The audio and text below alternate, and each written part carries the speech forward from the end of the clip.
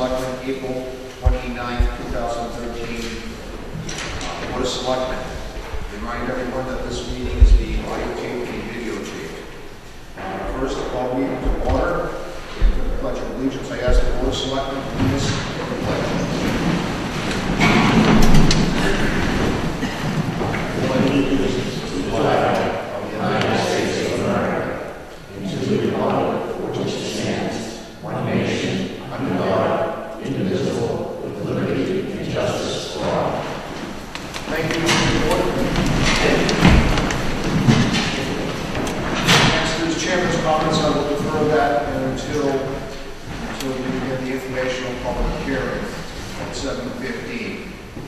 It is now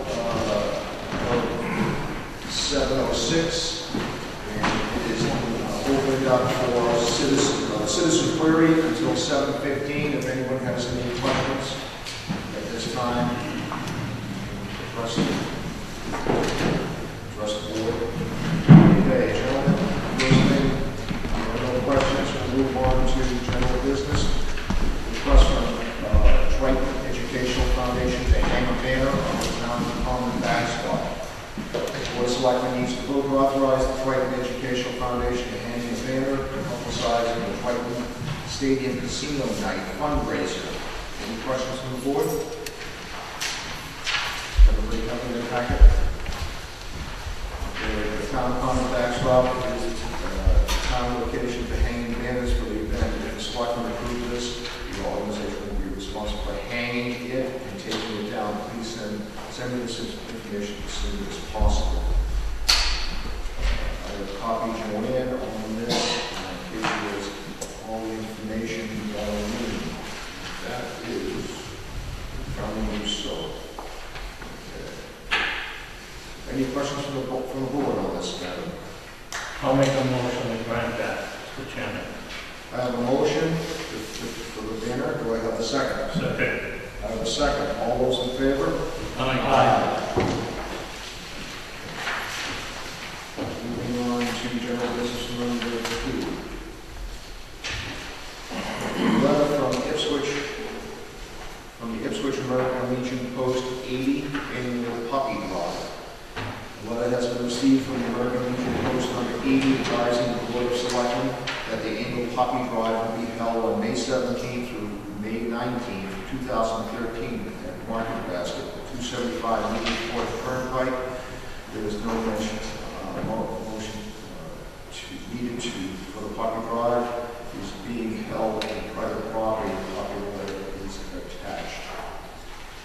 There is even the Ipswich American Legion Post 80 will be conducting our annual puppy drive on again May 17th to 19th, 2013.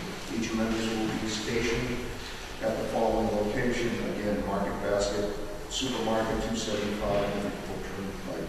Store management approval will be secured at the site on private property. This notification has been made to both Raleigh Town Clerk and the Chief of Police. Thank you for your support. James E. Ruffin, Commander. Post. Okay, moving on to general business. Number 3. Road opening permit request for National Grid to open 230 Central Street for new gas line service. Board of Selectmen has one road opening permit. This is National Grid. It has been signed off by Highways Surveyor Ron Key. Gentlemen, look over the road opening permit. Everything seems to be in order.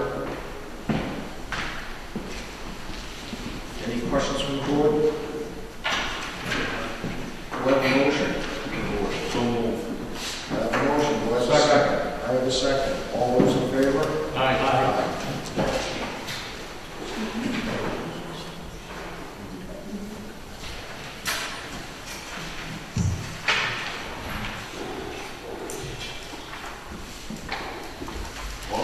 Second, please.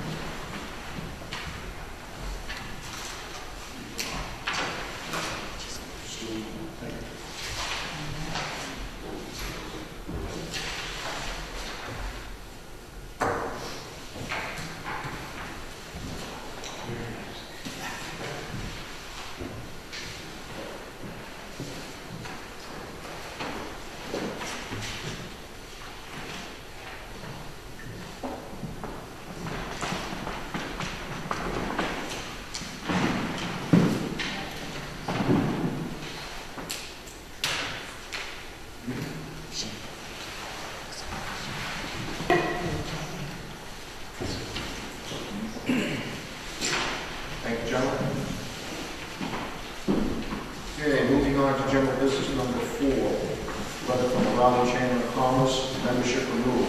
Raleigh Chamber of Commerce has sent a letter requesting the Board of Selectmen renew the annual membership, which is currently in Town Administrator Deborah Egan's name. Copy of the letter and application are attached.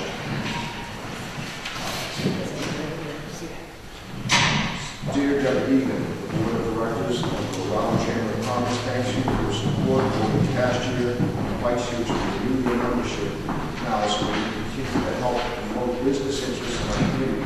Board for this year's meeting will be listed at RaleighChamber.com as soon as speaking chains and locations become available. We hope that the verse may offer something of interest for everyone. As you know, the Raleigh Chamber of Commerce is an organization that its members' dues to fund an annual holiday donation to the Raleigh citizens in need and scholarships to the Raleigh high school graduates, as well as support events and businesses. Besides your companies listed in the COC website, members can promote their businesses in the town common at a 5 to 10% discount on display advertising and receive special treatment for press releases in the special business section. To take advantage of this great offer, please call Mike at 978-948-8696 for details. And thanks for Mark. We appreciate everything you do for the community. In September, the Chamber supported the farmers market by hiring a band to perform in the gazebo. We also organized an event in the town hall featuring Raleigh businesses and area attractions in both the present and the past.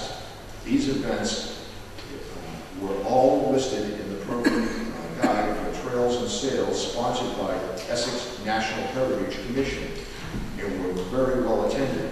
In the coming months, we will again support the farmers market, listing their antique tractor contests and trails and sales scheduled for September 22nd.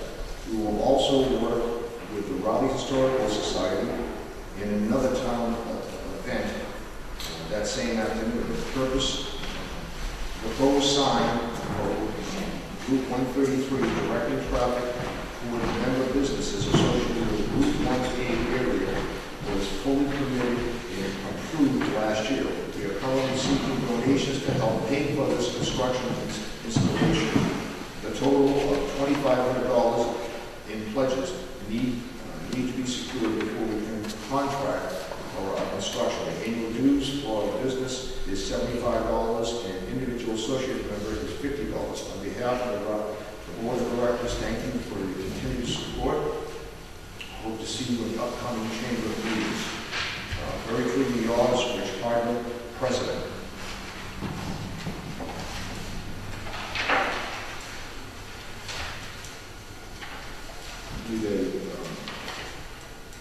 Do I have from the board, a motion? So moved. Do I have a second? Second. All those in favor? Aye.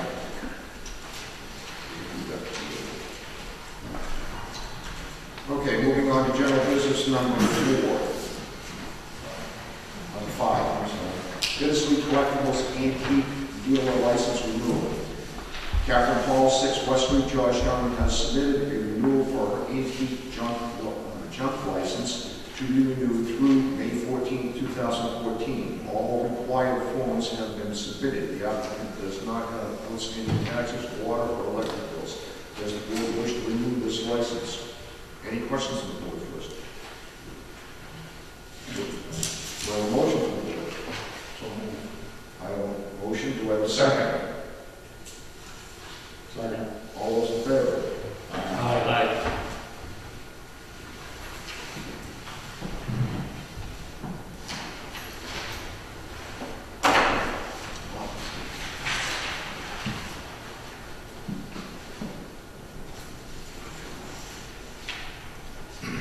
It's now 17 minutes past the hour, and the citizen building is now open.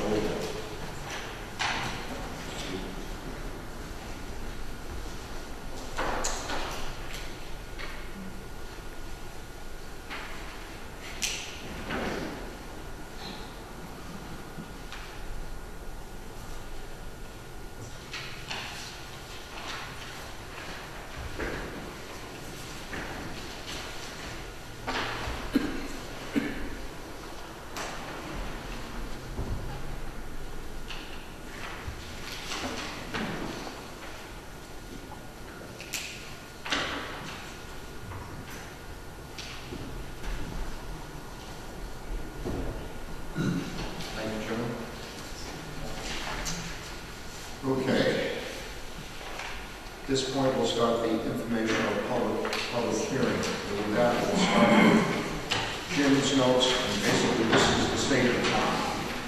3 years ago, this board came before you with a dismal story to tell. It was one of cuts that were directed across all departments in our town. The economic recession finally hit Raleigh. It was a bleak story, but one which required a lean and mean approach, which we, the people of Raleigh, are famous for when the wind is against us. Through the cooperation of town departments and holding budgets tight, we have prevailed over our recent financial hardships. The Board of Selectmen's priorities for the past several years has been to provide services to the townspeople in the most cost-effective manner. The Board of Selectmen is responsible for producing a balanced town budget each fiscal year, regardless of whether we are in good fiscal times or in bad fiscal times.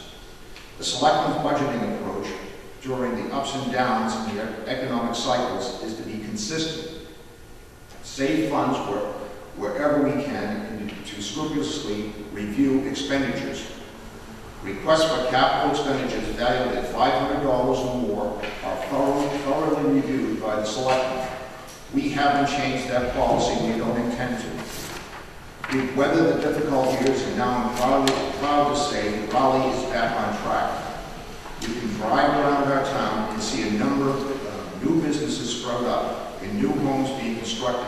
This is economic growth in our town. Things started to improve last year because of the mild winter season, resulting in low snow and ice removal expenditures.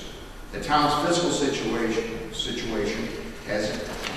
was improving, even though 71.6% of new growth and its 2.5% tax levy went to Triton increase. This year, the town's overall fiscal health is much improved due to an increase in new growth and the 2.5% tax levy. Also, the Triton assessment increase came in at $209,168, coupled with a decrease in the Whittier assessment. These factors, along with increase in free cash, paints a far more desirable picture compared to years past. So much so that we are able to add an additional $200,000 to our stabilization fund, which, if approved, will set this count to $532,000, moving us towards our goal of $1 million. The stabilization fund is the rainy day emergency account for the town. May I remind you that setting aside funds in stabilization account is important in order to maintain our AA Moody's bond rating, which is critical for the town's credit rating in order to borrow money at the lowest possible interest rates. I want to thank the department heads and the boards and committees for their cooperation over the past several years in holding back on expenses. The members of this board are taxpayers. We operate the town's finances in the same cautious manner we oversee the town's finances. Unlike many towns that have finance directors, we, the Board of Selectmen, work in collaboration with the financial team made up of the town administrator, town accountant, treasurer collector, and principal assessor on the town budgets. This town is fortunate to have a core group of highly experienced and educated department heads serving as the town's financial leadership team. Their input, recommendations, and thoughts are crucial to the development of the town's fiscal policies. I want to thank the financial leadership team of Deborah Egan, Susan Bailey, Karen Summit, and Sean McFadden, who have worked diligently with the Board of Selectmen in developing a balanced budget for fiscal 2014. Now I need to speak about the water department. This past summer, I received numerous calls from residents about the water bills. My first question to these callers is, have you spoken to the water board? In some cases, people told me that they understood that the water department was separate from the town, while they did not know who the water commissioners were or how the department operated. For anyone who doesn't know, I am stating now that we, the Board of Selectmen, are not the town's water commissioners. We have no authority to spend money out of the Water Enterprise Fund, establish capital improvement programs, or set the town's water rate. However, under Massachusetts General Law, Chapter 44, Section 53F, 1/2, the Board of Selectmen is required to make its recommendations to the town meeting on the enterprise fund budget. The water commissioners are elected by the voters. With all the positive notes on the town's fiscal side, we have some distasteful incidents at the water department. First, concerning the use of some $40,000 of money that was appropriated at last year's town meeting for the purpose of finishing the garage portion of 401 Central Street, and then the overrun of the appropriation, and then the deliberate use of water expense budget to complete and furnish a 2-story building inside the garage. When the Board of Selectmen met with the water department last year on the proposed fiscal 2013 budget, none of these expenses were shown on the budget breakdown sheet. In November 2012, the town accountant flagged questionable invoices pertaining to the water department's expense budget. We assigned the town administrator with the task of researching all the expenses related to this project. She identified several examples where procurement and fiscal policies were not followed. On December 10, 2012, the Board of Selectmen requested the Water Board to meet and discuss these questionable invoices. While we were not satisfied with the Water Board's responses, we realized we had a significant problem in the water department and voted on the following procedures, requiring the town administrator to do the following. A, work with the water superintendent and the staff in general department operations policies dealing with communications, setting board meetings, agendas, authorizations, protocols for dealing with the commissioners, drafting an official action notice, template, etc.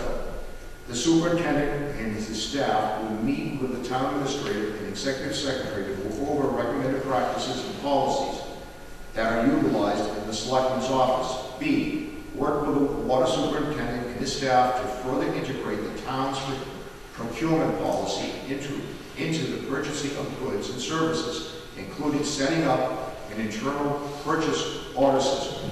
The executive secretary and the town administrator will work with the superintendent and his staff in setting up the department purchasing system. C, work with the water department and staff to develop a written water department fiscal policy that includes the establishment of a fiscal team. The team will work collaboratively on revenue forecasting, collections, projecting expenses in the preparation of fiscal 2014 budget. I'm proud to say that the members of our financial leadership team met repeatedly with the water department staff and water commissioner Tim Toomey in putting together the water department budget for fiscal 2014. The water board received the selectmen's message that we will not support a budget to town meeting that is not transparent and fiscally responsible. Ladies and gentlemen, this process does not end here. It will continue. Fiscal oversight of this department must continue. We will strongly advocate to the water board in the future that decisions must be made in the best interest of the water users of this town, not in the interest of individuals. I thank Commissioner Toomey for being present tonight and for being responsive to the Board of Selectmen. Commissioner Roy Ringer has also been involved during this process. The current chairman, Scott Martin, has not attended any recent meetings of the Water Board, to the best of my knowledge. Lastly, the more serious issue before us that I will refer to as the Deer incident. My only comment on this subject is that there is an ongoing investigation by 4-member team made up of water commissioner, 2 selectmen, and town administrator into this incident, and that all options are on the table in regards to their findings. To comment on this incident may jeopardize the outcome of the investigation, but I will say that you should have complete confidence in this board to do what is right, knowing, as you know in the past actions of this board. We, this board, are not afraid to pursue what is right, legal, and just. Now we'll start with an overview of the budget. The procedures for this evening will go as follows. We will review the annual town meeting warrant. The public may ask questions on the articles. Cliff Pierce from the planning board will provide us with a report on the zoning articles. He and town planner Katrina O'Leary will be able to answer questions tonight.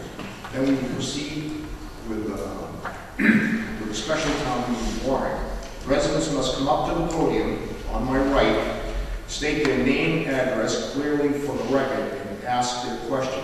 Questions need to pertain to the articles on the warrant. We have asked several department heads to be present this evening to answer the questions. I may call upon members of these individuals to provide answers to your questions. I thank you for your attendance this evening. Now we'll go through, if you all have a copy of the 2014 budget in detail. This is the same as we had last year or the year before. So I will start on the first page. My voice doesn't get low. Changes in revenue. Taxes on estimated $10 million growth, $10 million in new growth, $145,000. 2.5% increase, $288,982. Decrease in debt exclusions raised, negative $38,301. Estimated state aid, level funding at $570,736, no change, zero. Free cash increase, $217,722. Other, negative $38,731 for a grand total of $574,672.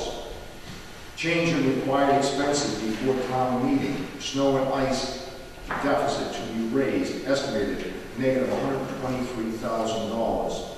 Decrease in state and county charges, $5,811. Bottom line is a negative $117,189. Net increase in revenue available to fund FY14 budget, $457,483. Changes in expenses, right increase, $209,168. Whittier assessment decrease, $10,546.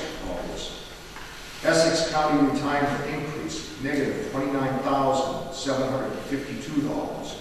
Health insurance increase, negative $24,612. Other operating increases, negative $129,497. Revaluation decrease, $25,000. Retiree health insurance increase, negative $100,000. Stabilization, which I mentioned in my comments, level funded at $200,000. Again, this will bring us up to $532,000, and our target will be, hopefully in 2 years, we'll be at the $1 million mark. So that brings us to a negative $457,483, balance zero. Expenses deferred, unfunded retiree health insurance liabilities, balance negative $204,205. The bottom line of the negative $205. Again, on the bottom page, you see fiscal 2013 valuation, $831,083,177. Fiscal 2000 tax rate is $14.50 per thousand. Average single family home is valued at $362,000. Turn over to the other side. fiscal 2014 revenues, estimated taxes, $12,448,445. Estimated state aid, $570,736. Estimated local receipts, $1,130,000. Free cash, $600,000. Other overlay, lease and water overhead, $187,570, for a grand total of $14,936,751. Required expenses before town meeting. State assessment, negative $141,762. Allowance for tax abatements, negative $170,000. Prior year's snow and ice deficit, negative $123,000. Other interest tax title raised on recap, negative $64,500. For a total of negative $499,262. Net revenue, $14,437,489. Less schools, Triton and Whittier, which is a negative $8,287,699, which you can see is 58.9% of our operating budget. A bottom line of $6,149,790. Less fixed cost, retirement, Medicare, unemployment, health and liability insurance, $1,262,197. Debt service, negative $439,028, for a total of $1,701,225, or 12.1% of the operating budget. Less stabilization of negative $200,000. The balance remaining to fund the operating budget is $4,248,565. The operating budget is 30.22% operating budget. Excuse me.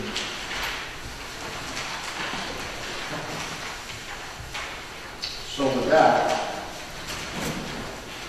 our town is, I would say, it's in good fiscal condition compared to where we were 3 years ago. So moving on to the town warrant. I'm going to just take us through the annual town warrant and we'll go page to page. If there's any questions at any time, I'll just refer to the page. Again, come up to the podium if you have a question. Just state your name, your address, try to answer your question. Okay? So starting with the annual town budget, everybody have a copy? Okay. Page 1. Any questions? Page 2.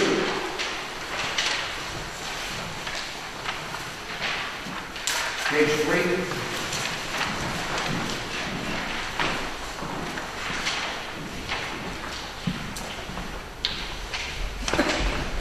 You have a question?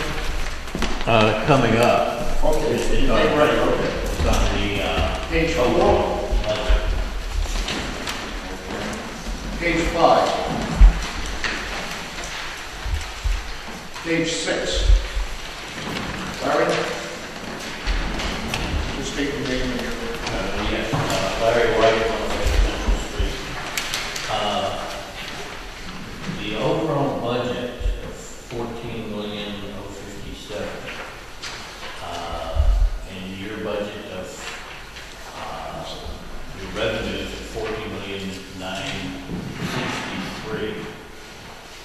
And with that, if we subtract the free cash and the other, we're still not using any of the free cash or anything like that. The budget is still positive, even with all the articles and stuff like that. Is that correct? We're not dipping into any free cash or anything. We are using some free cash. Sue? We are indeed using some free cash. $600,000. Right, but I mean, for that, even with that, the omnibus budget is much less. You know, it's like 900 some odd, or 700, well, a little bit less. So we're not really dipping into, we're not using the cash to fund the budget. If we take out the 600,000, right? If we take out the 600,000 and the We need 187,000, the 600,000 to balance the budget. so we are using that. Yes. All Actually, what happens is, after we read Article 5 at town meeting, then there's a motion. The motion will say, raise X dollars, transfer some from overlay, and use free cash. And each year, we do use the free cash in Article 5 in the omnibus budget. Right. And we are planning to use 600,000. Okay, but that's just for clarification, it's as a reserve, and you're not really spending it. We actually are planning to spend it here. Okay. It may not turn out that way in the end, but at this point, in order to balance the budget, we are using $600,000. Okay, thank you.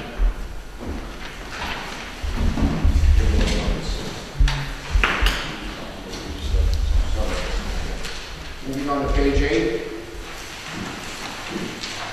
Page 9. Page 10. Page 11. Page 12.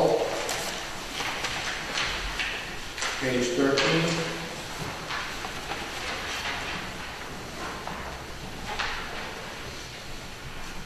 Page 14.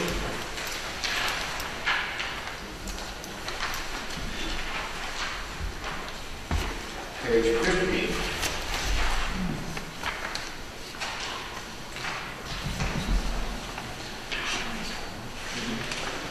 Page 16.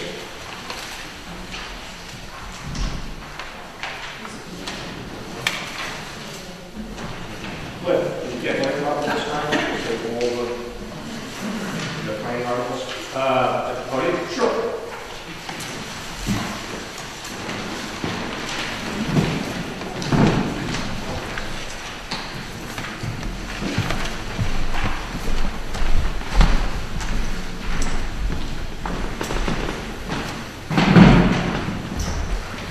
Would you like to go over these ones? I'm going to help everybody when we get to next week. Good evening. My name is Cliff Pierce. I'm a member of the planning board. Sitting beside me over there is our new town plan, Katrina O'Leary. And before I go into the various proposals, I would first like to point out that all of these proposals were developed by our zoning review committee in town. That's the committee that includes the town planner, Ken Ward, our building inspector, and representatives of the Board of Selectmen, Board of Appeals, and the Planning Board. So this has really been a collaborative effort on the part of town officials. Okay, I'll first get to Article 20. This article would revise the town zoning map by transferring a portion of a parcel, a fairly small portion, about 35,000 square feet, from our business-like industry district or BLI district to our retail district. The property I'm talking about is at the corner of Route 1 and Route 133, and it's the area right behind the Avalon Diner. I don't know if anyone can see this. If someone wants to come up and look at it, free to. But basically, here's Route 1, 133. The Avalon Diner would be here, and this would be the parcel we're talking about. The current zoning line between the BLI district and the retail district runs right through the building that's located on this parcel. And this has created some administrative problems for the building inspector and the town in terms of what uses are allowed on the property. So you have half of the building that's zoned for retail and half that's zoned for other and retail uses. So in order to eliminate that problem, those administrative problems, we're proposing to transfer the entire building plus the area immediately around that building, which consists primarily of the parking lot, to the retail district, so the whole thing will be within the retail district. Anyone have questions about that? Article 21 would amend the section of our zoning bylaw that deals with outdoor illuminated signs. We make a simple change. Currently, the Board of Selectmen is the permit-granting authority for outdoor illuminated signs. This article would change that to the planning board. So if you wanted to have approval for an outdoor illuminated sign, you would have to come to the planning board rather than the Board of Selectmen. Article 22, it seems like this article does a lot, but it doesn't do as much as what it seems. Most of the changes in this article would be non-substantive or editorial in nature. Currently, our bylaw identifies the uses that are allowed in each zoning district, in part by cross-referencing to other sections of the bylaw. And this has been kind of confusing to readers. So in an effort to make the bylaw more understandable, this article would eliminate those cross-references and instead would list each use that's allowed under each zoning district. So basically you wouldn't have to go flipping back and forth among the pages. The article would make two substantive changes to our bylaw. One would have to deal with accessory apartments. I don't know if anyone recalls, but at the last annual town meeting, we substantially revised that section of bylaw. We made a number of changes, and one of the changes we made was to reduce the maximum size of an accessory apartment to 700 square feet of area. So, and what we realized after we passed those changes is there may be a few people of town who previously had accessory apartments approved, but they're larger than 700 square foot. And so we don't feel that it's fair to subject those people when they come in for reapproval, which they have to do periodically, to subject them to the current limitations. So basically, this article would include a grandfather provision in the section which would allow the Board of Appeals to waive the maximum limitation for previously approved apartments.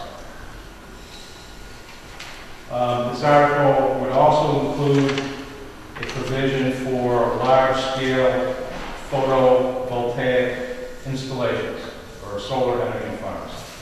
Currently, our bylaw does not allow these types of installations, but they are also protected under state law. So what that means, essentially, is that if someone wanted to develop a large-scale photovoltaic installation, and these things can be quite large, and they can be 2 acres or more in size. But if they wanted to develop one in Raleigh, they could do so without really going through any sort of meaningful review from any town board. So what this article would do would be to allow these types of installations in our outlying district and our coastal conservation district with site plan review from the planning board. So this would mean that the developer would have to come before the planning board for approval. And we're not suggesting that that approval would be denied or that we're against these types of installations. But in fact, I think most of us are in favor of them. We're only proposing that we do this so that the board can have some meaningful input into the installation and talk about such issues as access, setbacks, and screenings in order to prevent the installations from having detrimental impacts on the neighborhood. So that's basically Article 22, I believe. It's a little more complicated. Article 23 would amend the section of our bylaw that deals with extensions of non-conforming structures. I think a little explanation is required. A non-conforming structure is a structure that's located on a lot that is in some way non-compliant with our zoning bylaw. In other words, for example, that it doesn't meet frontage or lot size requirements. And this section of the bylaw that we're amending basically identifies types of extensions of these structures that can be approved by a town official without going through a public hearing process versus those extensions which have to go to the Board of Appeals for a special permit after a public hearing. So that's basically what this section of the bylaw does. This article would make two changes. First one, I think, is purely administrative. It would provide that that the first call, whether something can be approved without a public hearing, would be made not by the zoning administrator appointed by the Board of Health, which is what the bylaw currently requires, but by the building inspector. This is just a proposal to make the administration of this bylaw a little simpler. In fact, it has been recommended by our town council. The second change is substantive. Basically, if someone is proposing to extend a non-conforming structure that's non-compliant with either the lot size requirement or the frontage requirement, and that would increase the square footage of the structure by more than 50%. Under this proposed bylaw, that person, in order to get approval for the extension, would have to go to the Board of Appeals for a special permit, which the Board of Appeals would issue after a public hearing.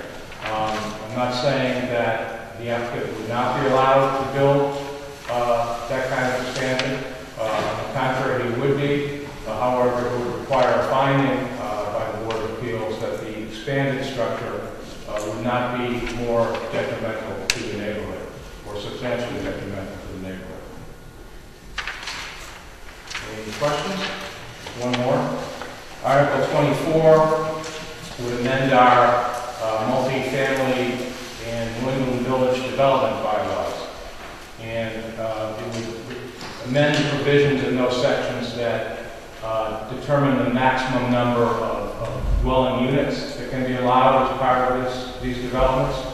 Currently, that maximum number is determined by the square footage of the parcel, and it requires that 20,000 square feet is required for the first unit in a multifamily development, and each additional unit requires 10,000 square feet of land.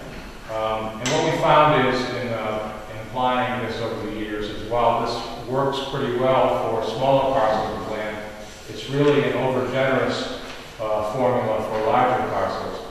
And it can, we found, can be used to justify multifamily developments of 40, 50, and maybe even larger. And while the planning board is in favor of well-designed and modestly sized multifamily developments, we really don't think that developments of that size fit into the town's character. So basically, we're proposing to change the formula to reduce the number of units for larger parcels. And you would do that by basically flipping the criteria around. So that under the proposal, the first 6 units would require 10,000 square feet of land, and each additional unit would require 20,000 square feet. Again, for smaller parcels, this would not make any change. So, for example, if you had a parcel of 2 acres, under both the existing bylaw and the proposed bylaw, 7 units would be allowed. That's a maximum number. That's not a guarantee, by the way. As the parcel gets bigger, this article would have an effect and reduce the maximum number of units. So, as a further example, if you take a parcel of 12 acres, 480,000 square feet, under the current bylaw, 47 units would be allowed. Under the proposed bylaw, this proposal, 27 units would be allowed. So we think that's a better fit for the town of Raleigh than 47 units. And I think that's it. That's our question. Thank you. Good, thank you very much. Moving on to page 20. It's just the end of a warrant for the town meeting. So with that, we'll turn to page 1, the special town meeting.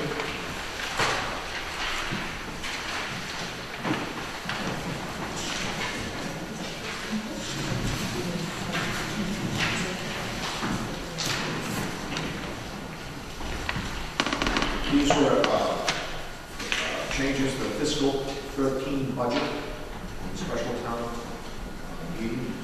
So as we go through, any questions on these articles? I'll go through slowly by page. So again, page 1.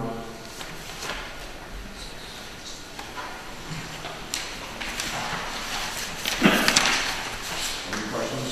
Page 1. Page 2.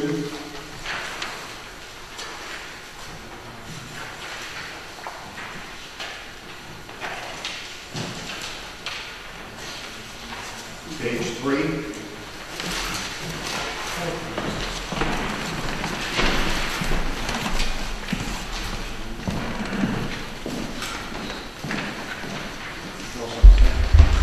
George Delana, 267 Central Street.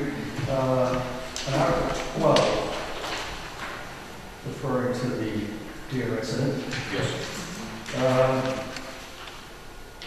I don't understand why the town should come up with the money to pay the fine when the town itself is responsible.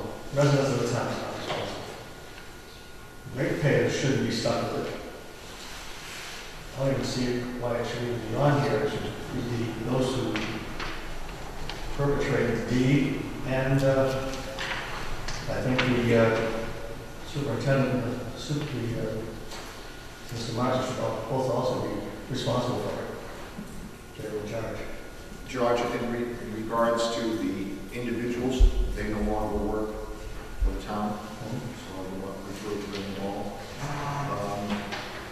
The original fine from the DEP was $25,000, which was reduced $10,000, so it's now $15,875.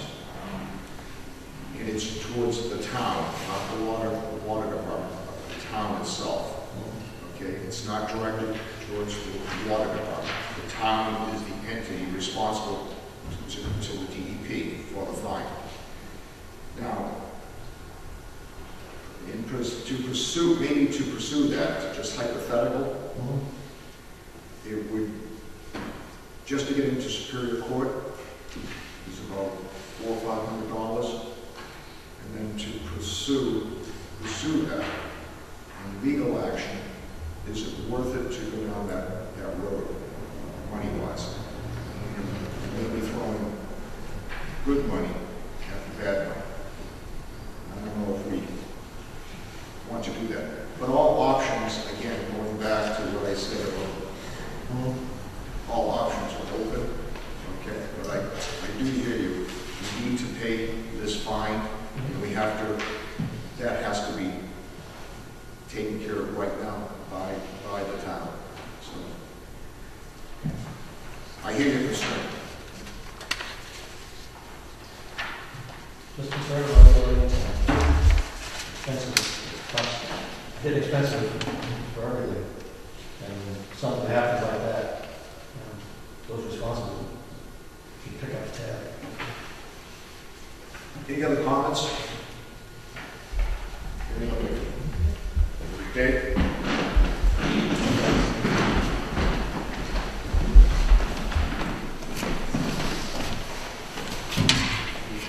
Yeah, Dave Peterson, Newbury Road.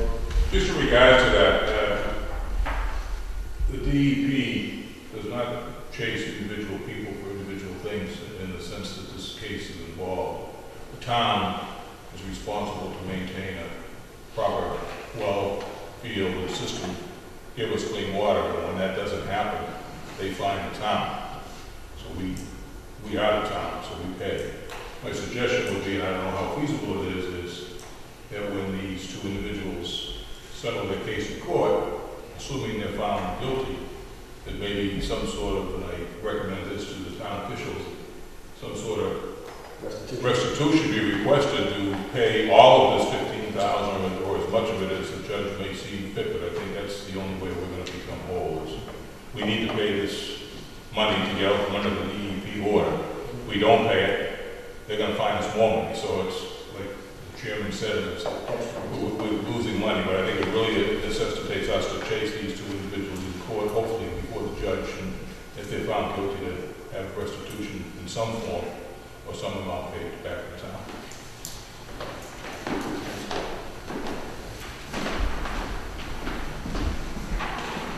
Again, just to go back to Article 12, it doesn't sit well with any of the members of the board here.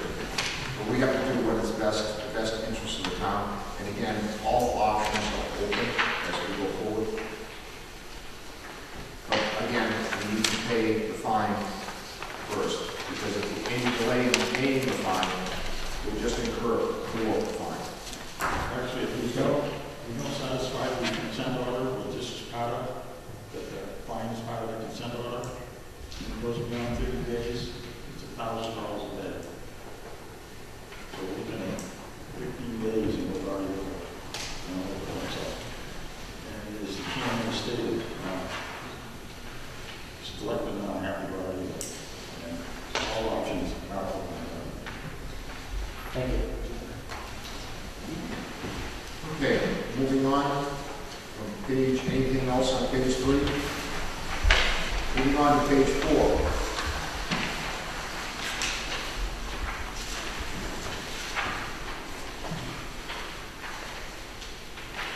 Moving on to page 4, moving on to page 5.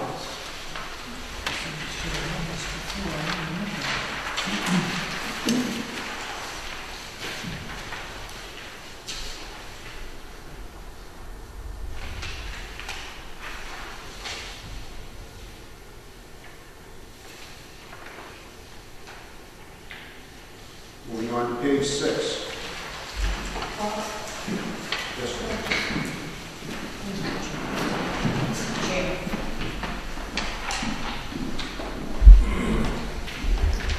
Joan Peterson from Newbury Road.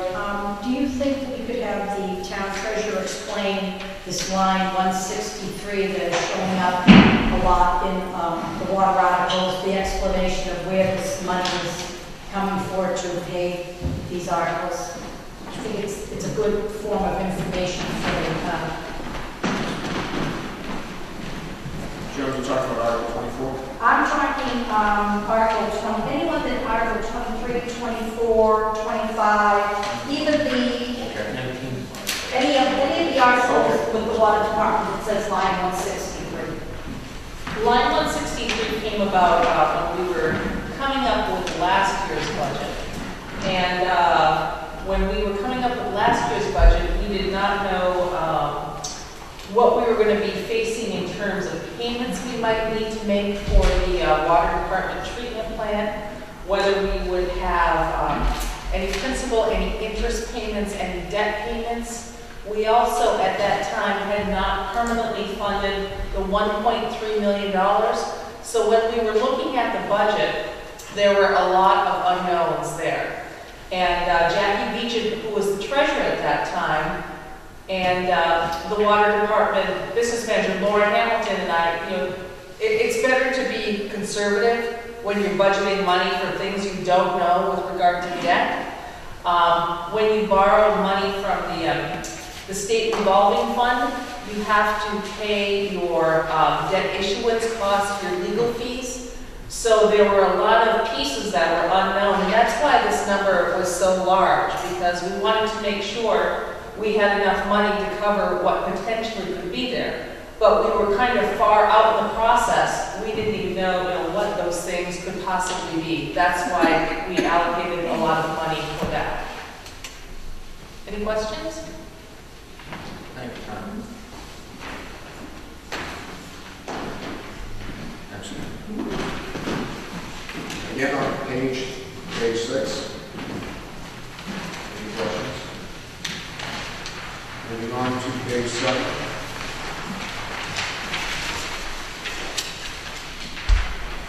Any questions?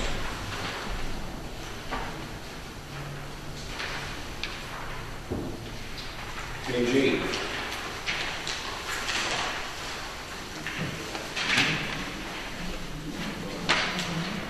Sue, we're going to have dog questions, so there's a lot of these have pertaining to the dog law bylaws. Would you, sure. Oh, this one. Sue, there's a microphone right there. Use that. All we're doing is trying to bring our laws in compliance with state legislation. There's new legislation that's been passed regarding the bylaws, and one primary thing in that bylaw is that they insist that spayed and neutered dogs be charged at lower rate than what they call intact dogs. And curiously, we had that 15 years ago, and we took it away and made them all the same price, but the state insists that they be different rates. So we kept the spayed and neutered dog rate at $10 than it is now, and just increased the intact dogs to 20. Kind of based on the old formula that we had years ago of 5 to 10, we just used the same formula that came to 10 to 20. So that's one thing. That's kind of what started the ball rolling. We had to fix that. And then as we read more of the legislation, we found a happy thing that the state also has a proposal in there that dog owners over the age of 70 could get their dog license for free. No one was arguing about that, but we do have to accept that legislation in order to enact that.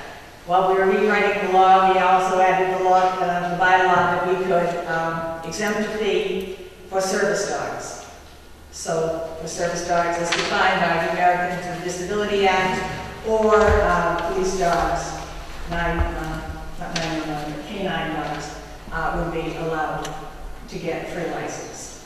I had it written down. What else did we? And the others are just bringing the fees back in line. The pickup fees were $15. We moved it to $25. Probably needs to be more than that. I don't think they've been changed since 1993. But as long as we were rewriting it, we did make some adjustments. One of the ones with regard to Article 27, a new section we put in would allow us to charge a penalty if you just simply neglected to license your dog for a year. And we find that suddenly you realize you haven't licensed your dog in September and you have to pay $25 for the late fees and all. But your next door neighbor said, it's September. I'm not going to have it done now. And then the next year he just pays $10. It doesn't seem fair. He hasn't licensed his dog for a whole year, and the computer clearly shows that. So it allows us to go back 1 year to pay the penalty. So hopefully we'll get more people to license the dogs on a more regular basis. As I say, we're changing the pickup fees, increasing the fines just by little bits because it hadn't gone up again since the mid-90s.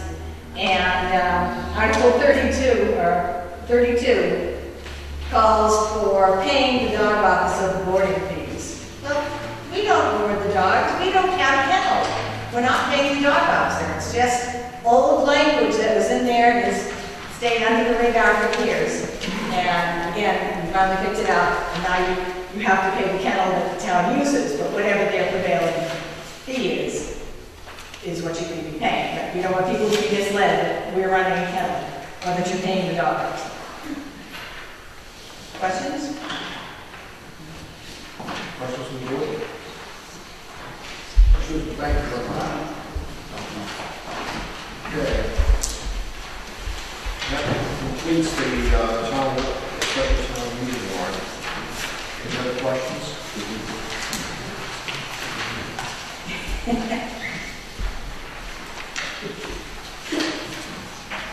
The board is going to conduct its regular business. I want to thank the department heads and those from commissions and other boards for coming here tonight and being part of this information forum.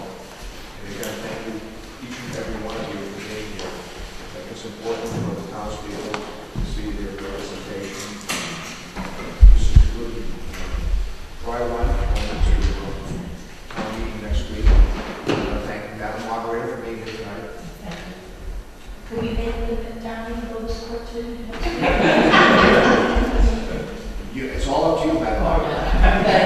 Can you remind them there's election, the primary tomorrow? Oh, yes, there's a primary tomorrow for the U.S. Senate.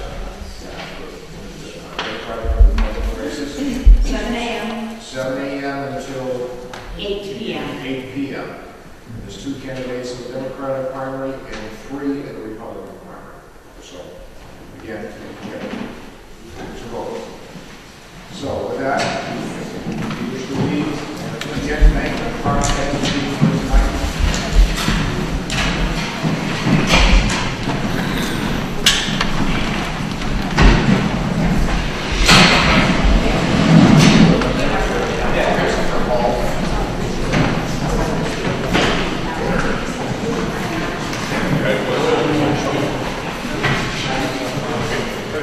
I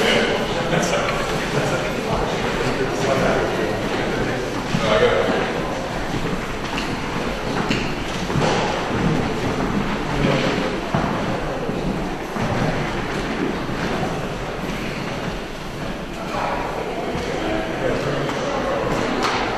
Okay, going back to general business.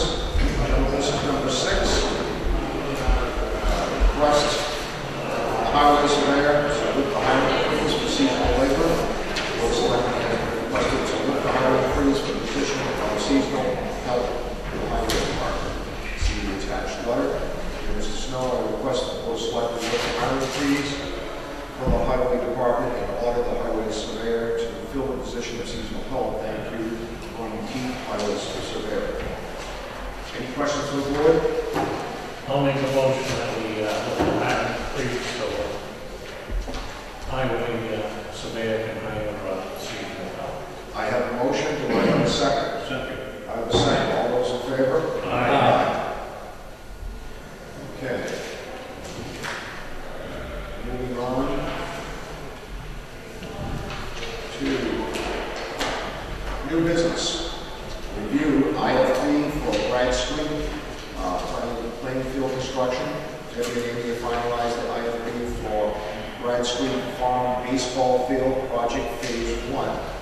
The selectmen have a copy of the draft. Deputy's asking the Board of Selectmen to vote to authorize her to release the IFB for Thursday, May the 2nd, 2013. Generally, you have the invitation for bids. This is for the Brad Street baseball field. Of course, on this week, we're going to have 4 phases over the next 4 years. And this is the first phase of the project.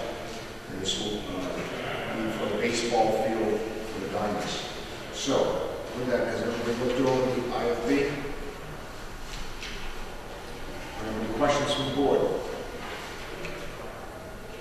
Do I have a motion from the board? So, I have a motion. Do I have a second? second.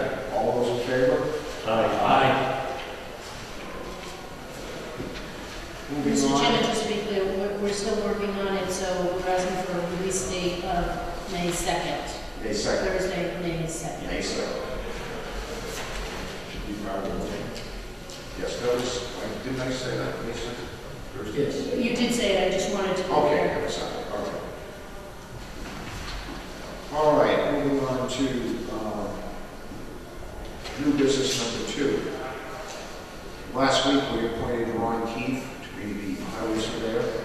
And this week, as for appointment acting tree warden, highway surveyor, also the tree warden.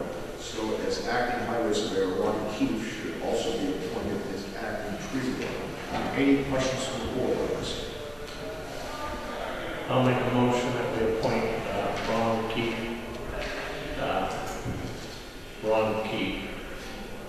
acting tree warden. I have a motion. Do I have a second? Second.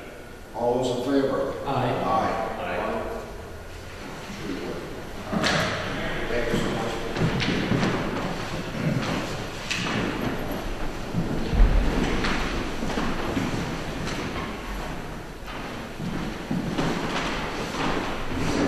Thank you, Mark, for everything you did. Stop, we'll be very proud of.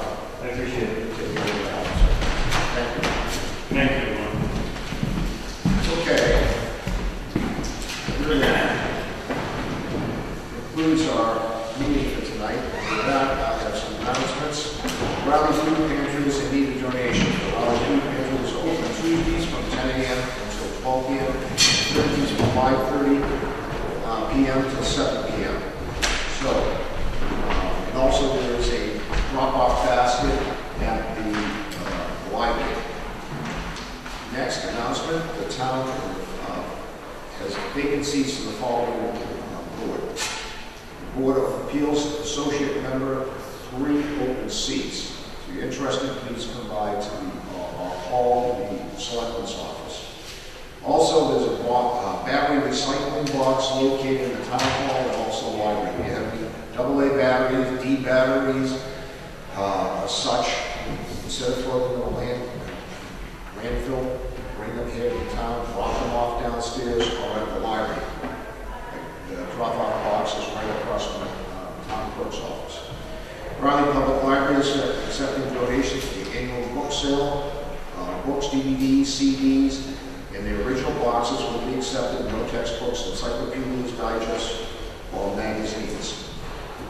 Raleigh Public Library annual book sale, Saturday, May 4th, 9 a.m. to 3 p.m., and Sunday, May 5th, 11 a.m. to 2 p.m.